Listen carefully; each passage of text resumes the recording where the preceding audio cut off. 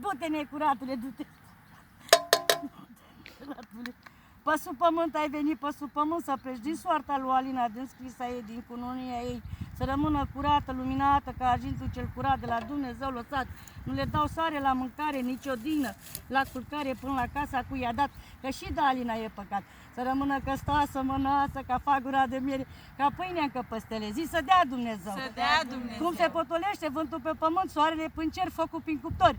Așa să se potolească farmecele, bestemele din soarta lui Alina, din scrisa ei, din cununia ei, să rămână prietenul ei. Am mucit baligă de vacă, gura la prietenul lui să tacă, baligă de oaie, gura la prietenul ei să se înmoaie. Ce-a zice prietenul ei să fie amuțit, ce-a zice ea să fie împlinit. Să vină prietenul ei cu un picior încălțat, cu unul descălțat.